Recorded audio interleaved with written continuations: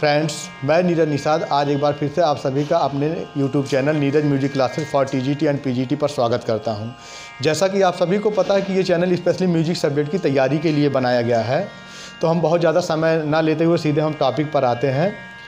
Channel को आप सभी लाइक, सब्सक्राइब और शेयर करना ना भूलें। अगर अभी तक आपने हमारे चैनल को सब्सक्राइब नहीं किया तो आप इसको तुरंत सब्सक्राइब कर लें ताकि अगली आने वाली वीडियो आप तक आसानी से पहुँच जाए।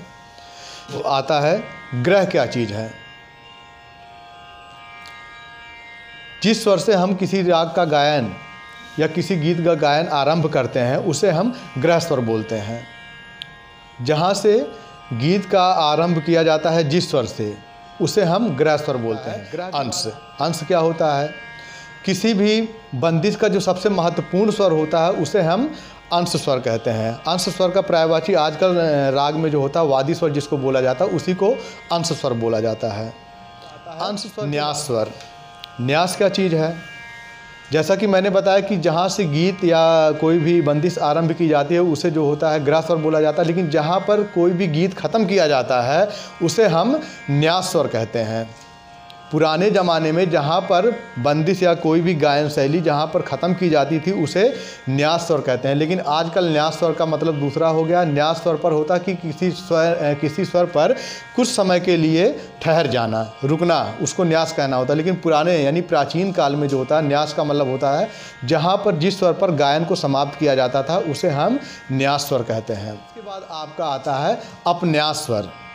अपन्यास स्वर किसे कहते हैं? प्राचीन काल में गीत के अलग अलग खंडों का यानी अलग अलग भागों को या उसके उपखंडों को जहाँ पर समाप्त किया जाता था उसे हम जो है अपन्यास स्वर कहते हैं। जैसे मान लो अस्थाई अंतरा हो है तो जहाँ पर गीत के पहले भाग का जिस स्वर पर अंत होता था उसे हम अपन्यास स्वर कहते हैं। अब यहाँ पर एक चीज़ ध्यान देने के लिए बहुत ज़रूरी है और समझने की भी ज़रूरी है कि अपन्यास के दो भेद होते हैं।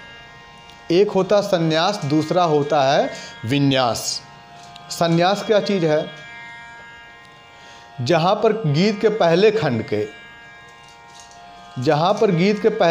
के तमाम उपखंड समाप्त होते हैं उन्हें हम जो है संन्यास कहते हैं।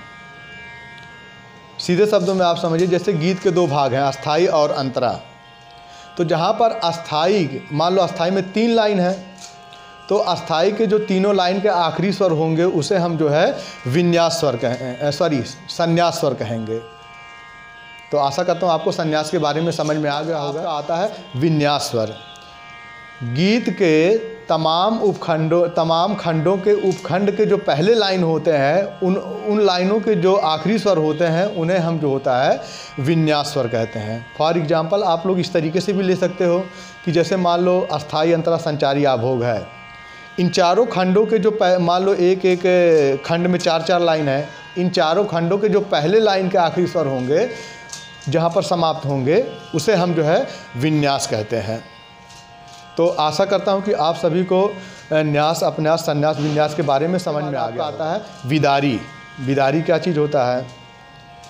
गीत के अलग अलग खंड होते हैं या फिर जो है किसी स्वर समुदाय के अलग अलग खंड को हम जो है विदारी कहते हैं। तो ये हो गया विदारी। विदारी के बाद और बहुतत्व। बहुतत्व क्या चीज़ होता है? जिस स्वर का प्रयोग राग में ज़्यादा हो, अधिक हो उसे हम बहुतत्व कहते हैं, और जिस स्वर का प्रयोग किसी भी राग में कम मात्रा में हो उसे हम जो है अल्पत्व कहते हैं। अल्प का मतलब होता है कम और बहुतत्व का मतलब होता है ज़्यादा। अब अल्पद और बहुतत्व का भी मतलब जो होता है वो 2 तरीके से होता है। बहुतत्व भी 2 तरीके का होता है। एक आपका होता है जो है आलंघन और दूसरा आपका होता है अभ्यास। आलंघन और अभ्यास ये दोनों बहुतत्व के भेद हैं। आलंघन मतलब होता है जिसको हम लांघ नहीं सकते या जिस स्वर को हम छोड़ करके दूसरे स्वर पर नहीं जा सकते उसे कहते हैं आलंघन। और अभ्यास वो होता है, अभ्यास बहुतत्व वो होता है जो हम अभ्यास के द्वारा किसी राग में जिस स्वर का प्रयोग ज़्यादा से ज़्यादा करते हैं वो होता है अभ्यास बहुतत्व। और आलंघन बहुतत्व उसे कहते हैं जिसको हम किसी भी सूरत में छोड़ नहीं सकते हैं, जिस स्वर को हमें लगाना है तो लगाना राग में, उसे हम कहते हैं आलंघन बहुतत्व। अब आपका आता है अल्पत्व। अल्पत्व के भी 2 भेद हैं। एक होता है आपका लंघन और दूसरा होता है अनाभ्यास। तो लंघन उसे कहते हैं जैसे हम किसी स्वर को जब हम क्या करते हैं, छोड़ देते हैं, उसे हम किसी स्वर को गाते समय किसी स्वर को छोड़ के आगे बढ़ जाते हैं। जैसे आजकल लंघन को जो होता है हम वर्जित स्वर के नाम से जानते हैं। फॉर एग्जांपल आप लोग ले सकते हो कि जैसे राग मुल्तानी में आप लोग रे धा और राग भूपाली में आप लोग माँ और पा स्वर को जो होता है उसे वर्जित कर देते हो, यानी उसे लंघन कर जाते हो, लांघ जाते हो। तो ये आपके हो जाएंगे लंघन अल्पत्व के अंतर्गत आ जाते हैं। और दूसरा आपका आता है अनाभ्यास। अनाभ्यास जिस स्वर का हम अभ्यास नहीं ज़्यादा से ज़्यादा कर पाते हैं, उस स्वर को हम क्या करते हैं, राग में कम से कम प्रयोग करते हैं, तो उसे हम कहते हैं अनाभ्यास अल्पत्व। तो आशा करता हूँ कि आप लोग को लंघन, अभ्यास, बहुतत्व और अल्पत्व के बारे में समझ में आ गया होगा। अब इसके बाद दर्शक स्वर, अर्धदर्शक स्वर। अर्धदर्शक स्वर किसे कहते हैं? अर्धदर्शक स्वर जो होता है वो माँ होता है। जैसा कि आपको पता होगा कि पूरे दिन और रात को मिला करके 24 घंटे होते हैं। इस पूरे समय को हम क्या करते हैं, दो भागों में बांट देते हैं। एक रात्रि के दोपहर के 12 बजे से लेकर के रात्रि के 12 बजे तक, और दूसरा रात्रि के 12 बजे से लेकर के दोपहर के 12 बजे तक। तो जो दोपहर के 12 बजे से रात्रि का 12 बजे होता है वो आपका होता है पूर्वांग, और जो रात्रि का 12 बजे से और दोपहर के 12 बजे तक का जो समय होता है उसे हम लोग कहते हैं उत्तरांग। अब अर्धदर्शक स्वर का इसमें मतलब क्या होता है? अर्धदर्शक स्वर जैसे जो पूर्वांग में जो होते हैं स्वर, उसमें पूर्वांग में जो राग गाए जाते हैं उसमें अधिकतर तीव्र मध्यम की प्रधानता होती है, तीव्र मध्यम लगता है। और जो उत्तरांग में गाए जाते हैं, यानी रात्रि के 12 बजे से दिन के 12 बजे के बीच में गाए जाते हैं, वो उसमें शुद्ध मध्यम की प्रधानता होती है।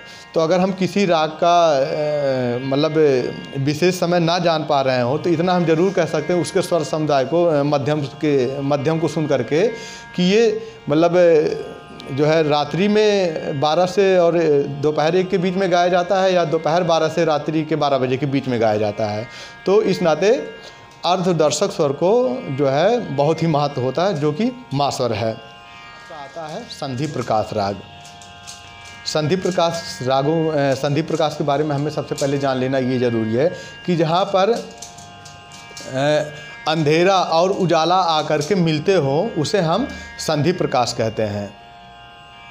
क्योंकि भारत में अलग अलग रीतियों में अंधेरा और उजाला एक साथ मिलने का समय जो होता है चेंज हो जाता है। अंधेरा और उजाला 2 बार मिलते हैं, एक सुबह के समय और एक शाम के समय। सुबह उजाला के बाद आपका अंधेरा आता है, और सुबह जो है 2 बार मिलते हैं। सुबह में जो है आपका अंधेरा के बाद उजाला आता है, और शाम में उजाला के बाद आपका अंधेरा आता है। तो संधि प्रकाश का जो समय होता है वो शाम को 4 बजे से लेकर के शाम को 7 बजे तक होता है। और दूसरा आपका जो प्रातःकालीन संधि प्रकाश होता है वो आपका आ जाता है सुबह 4 बजे से लेकर के सुबह 7 बजे तक। संधि प्रकाश, ध्यान देने की बात है कि संधि प्रकाश 2 बार होता है, एक शाम में होता है और एक सुबह में, जिसका समय है सुबह 4 बजे से लेकर के 7 बजे तक और शाम को 4 बजे से लेकर के शाम को 7 बजे तक। इसके बीच में जो राग गाए जाते हैं उसे हम संधि प्रकाश राग कहते हैं। संधि प्रकाश राग में इसमें अधिकतर कौन से राग गाए जाते हैं? जैसे पूर्वी, मारवा, भैरव, थाट के जो राग होते हैं वो गाए जाते हैं। संधि प्रकाश रागों की एक विशेषता होती है, उसको रे धा कोमल वाले राग भी कहा जाता है। लेकिन अगर जिन रागों में धा कोमल नहीं है या धा स्वर वर्जित है संधि प्रकाश राग में, उस राग में ये जरूरी है कि उस राग में गा स्वर का शुद्ध होना बहुत ज़रूरी है।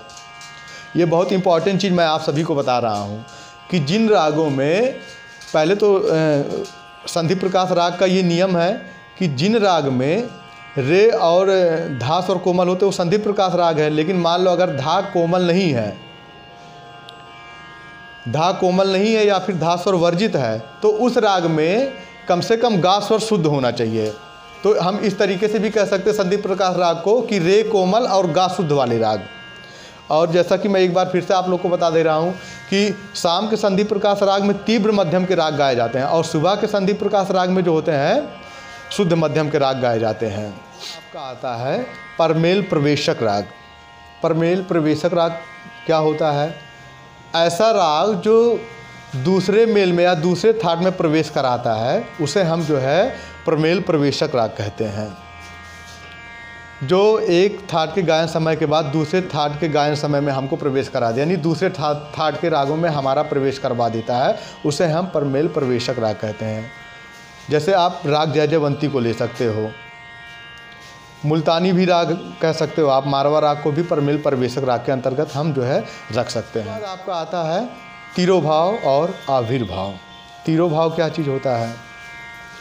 किसी राग को गाते समय उससे संबंधित, उससे संप्राकृतिक राग को या उससे किसी अलग राग की छाया जब हम कुछ देरी के लिए दिखा देते हैं तो उसे हम तिरोभाव कहते हैं। अर्थात किसी राग को गाते समय हम थोड़ी देर के लिए किसी दूसरे राग की छाया या उसके संप्राकृतिक राग की छाया जब हम दिखा देते हैं तो उसे हम जो है तिरोभाव कहते हैं। आपका आता है आविर्भाव।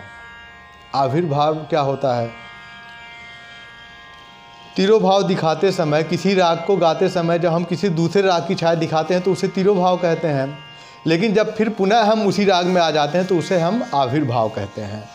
आशा करता हूं कि आप सभी को वीडियो समझ में आ गई होगी। आशा करता हूं कि आप सभी को वीडियो पसंद आएगी और आप लोग इससे जानकारी प्राप्त करके अपने एग्ज़ाम की तैयारी अच्छे से करेंगे। अगर आप लोग को वीडियो अच्छी लगे तो वीडियो को लाइक और जो है शेयर ज़रूर करें अपने दोस्तों में, और अगली वीडियो के लिए आप लोग चैनल को सब्सक्राइब ज़रूर कर लें अगर अभी तक आप लोग सब्सक्राइब नहीं किए हैं।